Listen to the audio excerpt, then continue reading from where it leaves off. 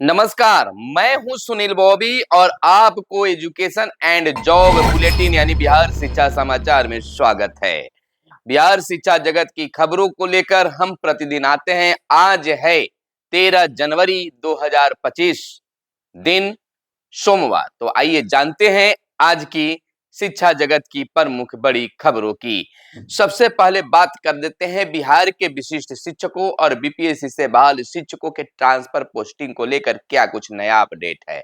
आपको बता दें कि ट्रांसफर पोस्टिंग को लेकर दूसरी लिस्ट इस सप्ताह में जारी होने की उम्मीद जताई जा रही है। वहीं भाजपा नेता एमएलसी प्रोफेसर नवल किशोर यादव ने भी साफ साफ कह दिया है कि शिक्षकों का ध्यान कहीं इधर उधर ना जाए, शिक्षा पर ही केंद्रित रहे, पढ़ाने पर ही केंद्रित रहे। इसके लिए जरूरी है कि उनका ट्रांसफर जो है जल्द विभाग कर दे। ऐसे तो उन्होंने एक तरह से अल्टीमेटम ही बिहार शिक्षा विभाग को दे दिया है। हालांकि इसको लेकर शिक्षा विभाग अब ये कहना शुरू कर दिया है कि जल्द ही शिक्षकों का ट्रांसफर कर दिया जाएगा।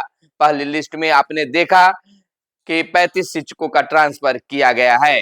वहीं हम आपको बता दें कि जो नियोजित शिक्षक से विशिष्ट शिक्षक जो बने हैं उनको जनवरी महीने का पेमेंट के लिए फिलहाल इंतजार करना पड़ सकता है। प्रान नंबर के बाद शिक्षकों को मिलेगा जनवरी का वेतन। आपको बता दें कि प्रथम चरण में सक्षमता पास शिक्षकों को वेतन के लिए इंतजार करना होगा। प्रान नंबर यानी कि permanent retirement account number generate होने के बाद ही जनवरी माह का वेतन भुगतान होगा। अधिकांश शिक्षकों ने काउंसलिंग के बाद इसी माह 1 जनवरी से 7 जनवरी के बीच विद्यालयों में विशिष्ट शिक्षक के रूप में योगदान किया है। विशिष्ट शिक्षक बनने के बाद अब इन नियोजित शिक्षकों को एनपीएस का लाभ मिलेगा। एनपीएस का लाभ लेने के लिए प्रान नंबर जनरेट होगा। शिक्षा विभाग की तरफ से अभी इनकी कोई सूचना नहीं मिल पा रही है। विभाग अभी प्रधानाध्यापक, प्रधान शिक्षक और टीआरई 3 सक्षमता जो पास कर गए हैं उन पे लगी हुई है। तो जब तक इनका प्रान नंबर जनरेट नहीं होता है तब तक वेतन के लिए इंतजार करना होगा। वहीं अगली खबर यह निकलकर सामने आ रही है कि वीर गाथा प्रोजेक्ट में बिहार से 9 चयनित, सबको 10,000 मिलेंगे। शिक्षा मंत्रालय और शिक्षा मंत्रालय की योजना के तहत राष्ट्रीय स्तर पर आयोजित वीर गाथा प्रोजेक्ट 4.0 में बिहार से 9 बच्चे चयनित किए गए हैं। इनमें देशभक्ति से लेकर देश के वीर सपूतों पर कहानी लेखन, पेंटिंग के अलावा अन्य प्रतियोगिताएं आयोजित हुई है। इस प्रोजेक्ट में देश भर में 100 बच्चों को चयनित किया गया है, जिसमें बिहार के विभिन्न जिलों में 9 बच्चे शामिल हैं। तो उन्हें 10,000 रुपये भी मिलेंगे। वहीं आगे की खबर यह निकल कर आ रही है कि रील बनाने से रोका तो छात्र ने अपनी मां के साथ मिलकर शिक्षक को सिर ही फोड़ डाला। शिक्षक घायल हो गए। टनकुप्पा प्रखंड के +2 जनता उच्च विद्यालय मखदुमपुर की घटना बताई जा रही है। पुलिस ने केस दर्ज कर आरोपित छात्र व उनकी मां गूगल देवी को जेल भेजा है, यानी भेजा है जेल। आपको बता दें कि टनकुप्पा प्रखंड से यह खबर आ रही है कि इससे थाना क्षेत्र के +2 जनता उच्च विद्यालय मखदुमपुर में 12वीं क्लास में एक छात्र ने बदतमीजी की हद पार करते हुए अपनी मां के साथ मिलकर शिक्षक को पीटकर सिर फोड़ दिया। मारपीट व सिर फूटने से शिक्षक बुरी तरह से घायल होकर बेहोश हो गए। उन्हें इलाज के लिए पीएचसी से मगध मेडिकल कॉलेज गया ले जाया गया। जानकारी के मुताबिक हम आपको बता दें कि जनता उच्च विद्यालय मखदुमपुर में आरोपित छात्र जो बोधगया थाना क्षेत्र का निवासी है, 12वीं कक्षा के लिए प्रैक्टिकल का एग्जाम देने आया था। परीक्षा के बीच ही मोबाइल से रील बनाने लगा। स्कूल में कार्यरत शिक्षक मृत्युंजय कुमार ने मना किया। इसी बात को लेकर छात्र शिक्षक के साथ बदतमीजी करने लगा। बाद में उसने अपने घर से मां गूगल देवी सहित अन्य को बुलाया और शिक्षक के साथ मारपीट करने लगा। सभी ने मिलकर शिक्षक का सिर फोड़ दिया। घटना की सूचना पाकर स्थानीय पुलिस यानी टनकुप्पा थाने की पुलिस विद्यालय पहुंची और मामले की जानकारी ली। पुलिस ने तत्काल घायल शिक्षक का इलाज के लिए भेजा और मौके पर आए आरोपित छात्र व उसकी मां गूगल देवी को अपनी हिरासत में लिया, थाने ले जाकर घायल शिक्षक के फर्ज दर्ज बयान पर थाने में प्राथमिकी दर्ज कर मां बेटे को जेल भेजने का काम भी किया है। तो इस तरह से आए दिन शिक्षकों पर आरोप और मारपीट की घटना होते रहती है। अब इस पर शिक्षा विभाग को भी संज्ञान लेनी चाहिए। इधर पेरेंट टीचर मीट किसी भी शनिवार को बुलाया संभव, यानी कि शिक्षक और अभिभावक की जो बैठक है, अब प्रधानाध्यापक खुद अपने अनुसार किसी भी शनिवार को बुला सकते हैं। आपको बता दें कि सरकारी स्कूलों में किस शनिवार को अभिभावक शिक्षक संगोष्ठी आयोजित होगी, यह स्कूल के प्रधानाध्यापक अब तय करेंगे। यह स्कूल के प्रधानाध्यापक जो हैं अपने अनुसार तय करेंगे, या स्कूल के प्रधानाध्यापक तय करेंगे। जिला शिक्षा कार्यालय की ओर जारी पत्र में कहा गया कि प्रधानाध्यापक माह में किसी एक शनिवार को अभिभावक शिक्षक संगोष्ठी कर सकते हैं। इसकी पूर्व सूचना अभिभावकों को दी जाएगी। अगर विद्यालय में नामांकित बच्चों की संख्या अधिक है तो कक्षा 1 से 5, कक्षा 6 से 8 तक के बच्चों के लिए अलग अलग तिथि निर्धारित की जा सकती है। प्रधानाध्यापक इसे सुनिश्चित करेंगे कि सभी अभिभावकों को फोन कर या शिक्षक व्यक्तिगत रूप से उन्हें संपर्क कर अभिभावकों को संगोष्ठी में आने के लिए आमंत्रित करेंगे। तो अब यह बाध्यता खत्म हो गया कि इसी शनिवार को करना है। अब किसी भी शनिवार को शिक्षक मीटिंग कर सकते हैं। इधर सरकारी विद्यालयों को मेंटेनेंस के लिए मिलेंगे अब 50,000 रुपए। आपको क्या काम करवाना है इसको लेकर, तो बल्ब, पंखा, शौचालय, नल, ओवरलोडेड टैंक, खिड़की, किवाड़, बेंच, डेस्क, टेबुल, अलमारी, गैस चूल्हा समेत प्रयोगशाला सामग्री पर खर्च हो सकते हैं या 50,000 रुपए की राशि। नए वित्तीय वर्ष से प्रत्येक सरकारी विद्यालय में मेंटेनेंस पर 50,000 रुपए खर्च होंगे। इसके लिए प्रत्येक सरकारी स्कूल को 50,000 रुपए की राशि मुहैया कराई जाएगी। यह राशि जो है सरकारी स्कूलों के बैंक खाते में हस्तांतरित की जाएगी। शिक्षा विभाग द्वारा स्कूलों को प्रति स्कूल 50,000 रुपए की दर से राशि देने संबंधी प्रस्ताव तैयार किया है, जो वित्त विभाग को बजट में शामिल करने हेतु भेजा जाएगा। स्कूल को मिलने वाली 50,000 की राशि से बल्ब, पंखा, ट्यूबलाइट, शौचालय, नल, सबसेबुल, पाइप, ओवरलोडेड टैंक, खिड़की, किवाड़, बेंच, डेस्क, टेबुल, अलमारी, गैस चूल्हा सहित किचन सामग्री, प्रयोगशाला सामग्री, छत एवं फर्श सहित सभी प्रकार की मरम्मती के कार्य करा सकते हैं। इस राशि से ब्लैक बोर्ड की मरम्मती एवं रंगाई, बेंच, डेस्क, टेबल एवं अलमीरा की पेंटिंग, जल जमाव निकासी संबंधी कार्य एवं स्कूल के जंगल झाड़ की सफाई, साफ सफाई भी करा सकते हैं। विभाग के मुताबिक सभी विद्यालयों को 50,000 रुपए की राशि CFMS प्रक्रिया के तहत हस्तांतरित की जाएगी। मान ले कि यह अगर कोई स्कूल 35,000 रुपए का कार्य कराता है तो संबंधित प्रधानाध्यापक 35,000 रुपए का मूल्य विपत्र जिला शिक्षा पदाधिकारी कार्यालय को देंगे और जिला शिक्षा पदाधिकारी कार्यालय द्वारा वह राशि स्कूल को हस्तांतरित की जाएगी। प्रत्येक विपत्र में मजदूरी एवं सामग्री क्रय का स्पष्ट एवं अलग अलग उल्लेख होना चाहिए। राशि विपत्र पर प्रधानाध्यापक या प्रभारी प्रधानाध्यापक के साथ उनके बाद के वरीयतम शिक्षक का पूर्ण हस्ताक्षर होगा। ये राशि की निकासी जिला कार्यक्रम पदाधिकारी करेंगे और डीसी विपत्र महालेखाकार को उपलब्ध कराने के साथ ही उसकी एक प्रति शिक्षा विभाग के SCDC कोषांग को उपलब्ध कराए जाएंगे। यानी सहायक शिक्षकों का भी सम्मान बढ़ाने का काम किया गया है। वहीं डीएलएड संयुक्त प्रवेश परीक्षा को लेकर आवेदन 22 तक। बिहार विद्यालय परीक्षा समिति की ओर से डीएलएड संयुक्त प्रवेश परीक्षा 2025 के लिए आवेदन शनिवार से शुरू हो चुकी है। राज्य भर के कह सकते हैं कि राज्य भर के जो हैं 306 डीएलएड कॉलेजों के 30,750 सीटों पर नामांकन के लिए विद्यार्थी यानी कि शनिवार से 22 जनवरी तक ऑनलाइन आवेदन कर सकते हैं। तो ये बहुत बड़ी खबर है उनके लिए जो डीएलएड करना चाहते हैं। वहीं कालबद्ध प्रोन्नति को लेकर डीएम से मिले नियोजित शिक्षक संघ के प्रतिनिधि। बिहार शिक्षक एकता मंच दरभंगा के तत्वाधान में एक शिष्टमंडल संयोजक शंभू यादव की अध्यक्षता में जिला पदाधिकारी दरभंगा से मिलकर एक ज्ञापन सौंपा, जिसमें नियोजित शिक्षकों के 12 साल की सेवा के उपरांत कालबद्ध प्रोन्नति की बात कही गई।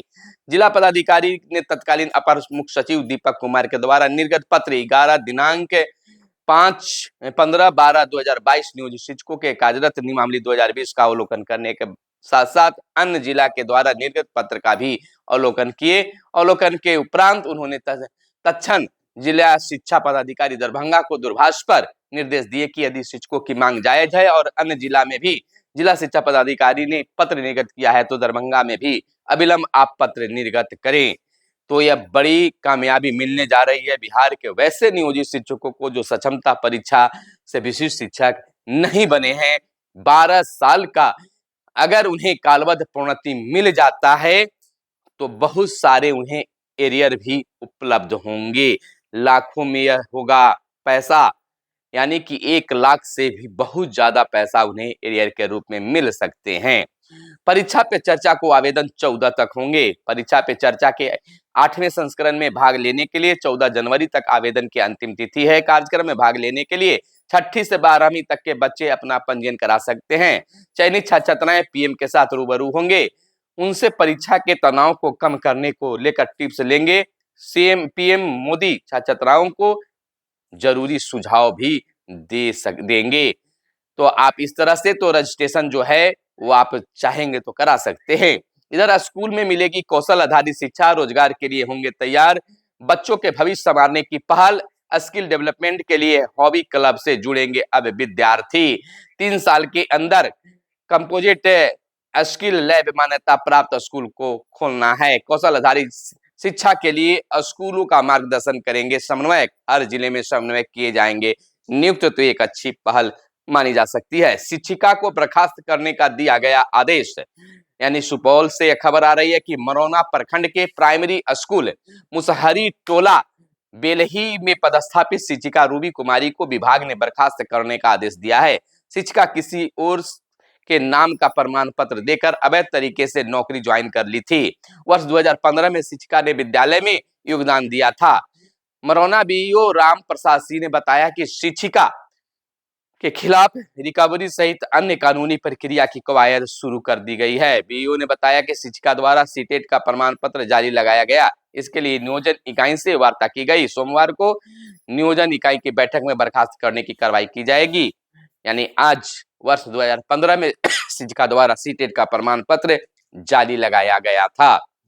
वहीं 20 से होगी मौलवी और फौकनिया की परीक्षा। शिक्षा विभाग ने परीक्षा की तैयारी शुरू की है। प्रतिदिन 2 पालियों में ली जाएगी यह फौकनिया की परीक्षा। इसको लेकर कई खास गाइडलाइन भी जारी किए गए हैं। सफलता के बाद भी नौकरी से हो सकते हैं वंचित। आपको बता दें कि तीसरे चरण के शिक्षक नियुक्ति परीक्षा में सफल होने पर भी कई शिक्षक अभ्यर्थी नौकरी से वंचित हो सकते हैं। कारण है कि आवेदन करते समय उन्होंने प्रमाण पत्र डालने में गड़बड़ी कर दी है। अब अभ्यर्थी सफलता के बाद भी परेशान है। कई अभ्यर्थियों ने प्रोविजनल सर्टिफिकेट, कुछ अभ्यर्थियों ने जाति प्रमाण पत्र, तो किसी ने गलत अंक प्रमाण पत्र अपलोड कर दिया है। किसी ने एसटीटी की जगह सीटेट का प्रमाण पत्र अपलोड किया है। इस तरह की समस्या वाले विद्यार्थियों को यानी अभ्यर्थियों की संख्या सैकड़ों में बताई जाती है। अब ऐसे अभ्यर्थी शिक्षा विभाग से लेकर बीपीएससी कार्यालय का चक्कर लगा रहे हैं। वे संबंधित अधिकारियों से 2 से 3 दिन के लिए पोर्टल खोलने की मांग कर रहे हैं ताकि काउंसलिंग शुरू होने के पहले अभ्यर्थी अपनी सही प्रमाण पत्र अपलोड कर सके। काउंसलिंग के बाद बीपीएससी के वाटर मार्क्स लगे प्रमाण पत्र को ही सही माना जाएगा।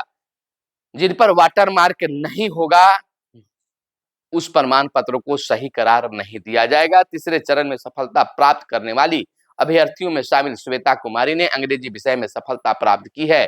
इसने प्रोविजनल सर्टिफिकेट गलत डाल दिया है, अब सुधार के लिए परेशान है। शिक्षा विभाग से एक बार पुनः पोर्टल खोलने के लिए गुहार लगा रही है। वहीं नवाज शरीफ से ईडब्ल्यूएस का पुराना प्रमाण पत्र अपलोड कर दिया है, नया प्रमाण पत्र नहीं अपलोड कर सके। इसी तरह से अंक प्रमाण पत्र अपलोड करने की भी बात सामने आई है। वहीं शिक्षा कार्यालय में भ्रष्टाचार के खिलाफ शिक्षक करेंगे अब आंदोलन। प्राइमरी स्कूल कोइरिया पट्टी में बिहार पंचायत नगर प्रारंभिक शिक्षक संघ की हुई बैठक। मुख्यमंत्री के समक्ष वेदना प्रदर्शन करने का शिक्षकों ने लिया है निर्णय। आपको बताते चले कि प्राइमरी स्कूल कोइरिया पट्टी में बिहार पंचायत नगर प्रारंभिक शिक्षक संघ की बैठक हुई। इसकी अध्यक्षता कार्यकारी अध्यक्ष पंकज कुमार सिंह ने की। बैठक में पूर्व प्रशिक्षित शिक्षकों के वेतन विसंगति में सुधार, सक्षमता पास शारीरिक शिक्षकों को विशिष्ट शिक्षक के रूप में योगदान, सभी प्रकार के बकाया वेतन, एरियर और प्रशिक्षित शिक्षकों को तिथि से प्रशिक्षित वेतनमान के लाभ, शेष बचे डीपी उत्तीर्ण शिक्षकों को संवर्धन कोर्स कराने जैसी मांगों को लेकर अब शिक्षा विभाग के खिलाफ उतरने की वह प्लानिंग कर चुके हैं। इधर डीपीओ ने झाझा के 145 विद्यालय प्रधानों से मांगा है स्पष्टीकरण। 14 तक स्कूलों में नामांकित सभी विद्यार्थियों का 100% अपार आईडी बनाने का निर्देश है। आपको बताते चले कि अपार आईडी बनाए जाने में धीमी गति को ले डीपीओ ने झाझा के 145 विद्यालयों 145 विद्यालय प्रधानों से स्पष्टीकरण मांगा है। आपको बताते चले कि इन सभी विद्यालयों का अपार आईडी जनरेट कार्य में जिला के औसत 37.57 से भी कम होने पर स्पष्टीकरण मांगा गया है। तो ये अपार आईडी नहीं बल्कि यह सिर का दर्द बन गया है। शिक्षक बच्चों को पढ़ा रहे हैं या नहीं, अब इसकी होगी जांच। अब स्कूल निरीक्षण के दौरान जिला शिक्षा पदाधिकारियों को स्कूलों में शिक्षक वास्तव में बच्चों को पढ़ा रहे हैं या नहीं, इसकी जांच करनी होगी। इसको लेकर बीते दिन विभागीय वीडियो कॉन्फ्रेंसिंग के दौरान शिक्षा विभाग के अपर मुख्य सचिव डॉक्टर एस सिद्धार्थ ने सभी जिलों के जिला शिक्षा पदाधिकारियों को निर्देश दिया है, अगर कहीं से भी यह शिकायत मिली कि शिक्षक स्कूलों में पढ़ाते नहीं है तो वैसे शिक्षकों को चिन्हित करते हुए उन पर कार्रवाई की जाएगी। वहीं हम आपको अगली खबर बता दें कि 2 माह बाद परीक्षा, स्कूलों में 60% सिलेबस बाकी रह गया है। पाठ्यटिका से हुआ है यह बड़ा खुलासा, बच्चों से हुई बात में सामने आया है मामला। आपको बताते चलें कि 80% से अधिक सिलेबस के पूरा होने की स्कूलों ने दी है रिपोर्ट। 3 से लेकर 6 चैप्टर तक की पढ़ाई विभिन्न विषयों में बाकी। निदेशक का निर्देश, बिना होमवर्क दिए की छुट्टी तो न पेंगे अब शिक्षक। स्कूलों में होमवर्क और सिलेबस को लेकर सख्ती, हर दिन निगरानी। पाठ पढ़ाया तो कॉपी में क्यों नहीं था लिखा। हाई स्कूल की स्थिति सबसे खराब बताई जा रही है। यानी कि आपको जो पढ़ाना है पाठिका पर पहले लिखिए, उसके बाद पढ़ाइए, पढ़ाने के बाद होमवर्क दीजिए, कॉपी उनका दूसरे दिन चेक कीजिए। तमाम चीजों को है, अगर आपने पढ़ाया तो बच्चों की कॉपी पर भी दिखनी चाहिए। अब शिक्षकों को सभी चीजों पर ध्यान देना होगा। इधर अतिथि शिक्षकों का रिजल्ट जल्द होगा जारी। बीपीएससी के अतिथि शिक्षकों का रिजल्ट जल्द जारी होगा। इसमें ज्यादा अभ्यर्थियों की संख्या नहीं है। 6 विषयों का रिजल्ट 1 सप्ताह के अंदर जारी कर दिया जाएगा ताकि 21 जनवरी से शुरू होने वाली काउंसलिंग में अभ्यर्थी भाग ले सकें। वहीं स्कूल में मिलेगी कौशल आधारित शिक्षा, रोजगार के लिए बच्चे होंगे तैयार। तो अगली खबर हम आपको बता दें कि बीमारी के आधार पर ट्रांसफर लेने वाले शिक्षकों के सर्टिफिकेट की अब होगी जांच। गलत प्रमाण पत्र देने वाले शिक्षकों पर होगी कार्रवाई। जांच कमेटी बनी है, जांच कमेटी का निर्देश आया है, तो अब इस पर भी जांच होगी। मार्च में 81,000 सरकारी स्कूलों की रैगिंग कराने की हो रही है तैयारी। नए शैक्षणिक सत्र शुरू होने से पहले विद्यालयों के प्रदर्शन का होगा मूल्यांकन। 43,000 प्राथमिक, 29,000 मध्य और 9,360 माध्यमिक विद्यालयों के लिए अलग अलग फॉर्मेट का से होगा मूल्यांकन कि कौन किस स्तर पर है विद्यालय। इधर सफलता के बाद भी नौकरी से बीपीएससी के जो छात्र वंचित हो रहे हैं, काफी परेशान हैं, बीपीएससी से फिर से पोर्टल खोलने की मांग कर रहे हैं। तो यह थी आज की खास प्रमुख खबरें। आपसे आग्रह है कि चैनल पर पहली बार आए हैं या अब तक चैनल को सब्सक्राइब नहीं किए तो दोस्तों आपसे प्रार्थना है, निवेदन है, आग्रह है कि आप हमेशा सपोर्ट करते आए हैं, चैनल को जरूर सब्सक्राइब कर लीजिएगा। वीडियो पसंद आए तो लाइक कीजिएगा और वीडियो को व्हाट्सएप ग्रुपों में शेयर जरूर कीजिएगा। धन्यवाद। जय हिंद, जय भारत, वंदे मातरम।